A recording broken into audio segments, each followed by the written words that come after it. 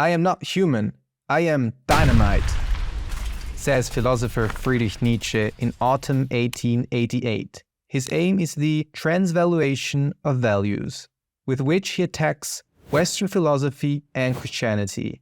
He radically questions values such as truth, equality, or compassion. In this video, we delve deep into the life of Nietzsche, discovering his revolutionary ideas and ideals. Make sure to watch the video through till the end to ensure you don't miss a single thought-provoking concept that has the potential to profoundly alter the way you live your life. In the early 1880s, Nietzsche starts his Transvaluation of Values. He is in his late 30s, recognizable by his unique moustache, and leads a nomadic life, staying in pensions mainly in Italy and Switzerland. He left his teaching position in classical philology at Basel University due to health issues. Now he is a free philosopher battling constant pain. Besides the pain, Nietzsche also goes through euphoric periods where he writes with intense passion. The central theme of his Transvaluation of Values is his critique of traditional moral ideas. Nietzsche believes that the dominant moral system, particularly influenced by Christianity over the past 2,000 years, is limiting human life. He sees this morality as something that restricts our joy, fullness of life, and courage to confront challenges. Nietzsche labels it the slave morality and feels it oppresses us, making us feel small. He aspires a form of humanity where people can live with greatness and freedom. He perceives the complex network of traditions and values present in the 19th century as a heavy burden that needs to be discarded. God is dead, and he remains dead, and we have killed him. How do we console ourselves, the murderers of all murders?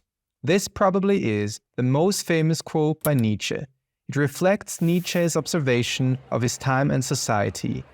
He lives in an era where belief in God is losing significance, partly due to the Enlightenment. During this time, the sciences experience significant advancement. They reveal that our beliefs, values, and social structures are historically shaped and subject to change. Even sacred texts, like the Bible, are seen as historical documents open to theological analysis. Additionally, the emerging insights of biology, particularly Darwinism and the theory of evolution, greatly influenced Nietzsche's thoughts. Friedrich Nietzsche is influenced by the time he lives in. He witnessed the Franco-Prussian War and the establishment of the German Empire in 1870 and 71. Back then, he was excited about these events, but now, 10 years later, he has become more doubtful. For Nietzsche, Prussianism symbolizes the suppression of intellectual freedom. He strongly opposes the homogenization of society and culture. During the late 19th century, capitalism flourishes, benefiting industry and the economy, but negatively impacting workers. In response, socialist and communist movements rise to challenge these issues. However, Nietzsche distances himself from both sides. He rejects capitalism, communism, traditional moral and religious belief, nationalism, and racism. Instead, with his Transvaluation of Values, he promotes a radical form of individualism.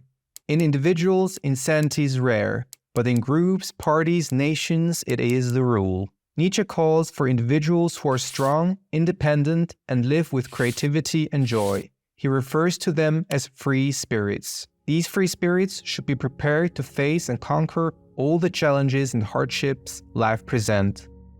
In 1872, Nietzsche publishes his book, The Birth of Tragedy. Nietzsche writes in it about his belief that Greek tragedy embodies the entirety of existence, with all its highs and lows. However, he observes that his perspective has been lost over the centuries, primarily due to an overemphasis on reason which neglects instinct, pleasure, and pain. Nietzsche's colleagues in philology dismiss The Birth of Tragedy as unscientific. The book hinders his further academic career.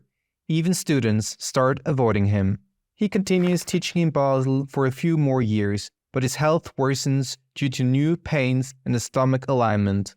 During this period, he publishes his early philosophical works, Untimely Meditations, where he supports Wagner and Schopenhauer, and Human All Too Human, a book for free spirits. In 1879, he resigns from his professorship. Later he reflects on this time, saying it was the moment where he reached the lowest point of his vitality. Yet, from this state of exhaustion, he gains remarkable strength. In 1881, he finds a secluded place, Sils Maria, in the Swiss Engadine region, becoming a central location in his life for writing.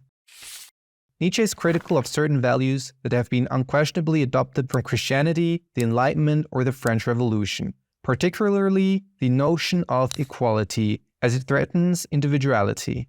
According to Nietzsche, true equality among individuals is empirically highly implausible, since people are inherently different. In fact, he goes further and says that equality is the fundamental problem. It leads to the leveling of greatness, erasing the possibility for individuals to freely shape themselves.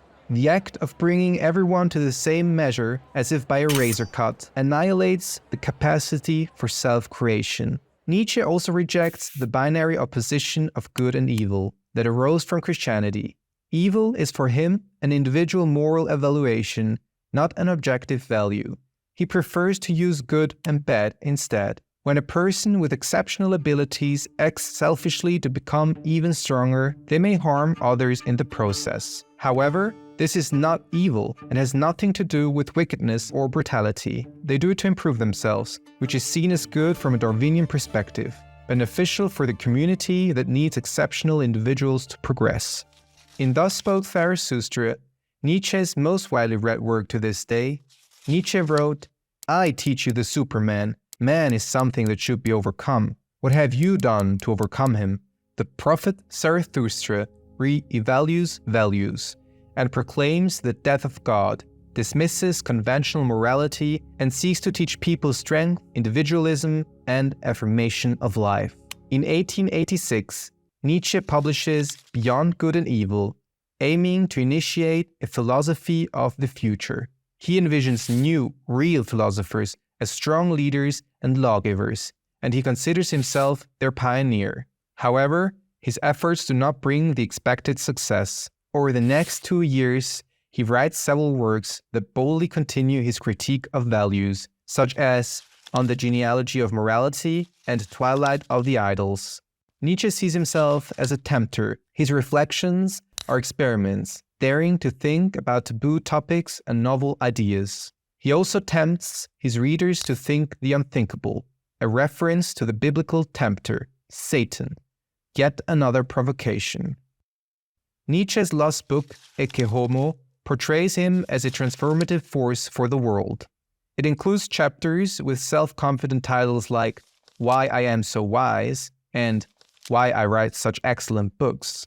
Is this merely self-confidence, or does it foreshadow his later mental illness? In 1889, Nietzsche suffered a mental breakdown and was cared for by his sister, who later manipulated his work after his death on the 25th of August, 1900. She produced a book, The Will to Power, which contains misinterpreted ideas that were later used by the German National Socialist movement.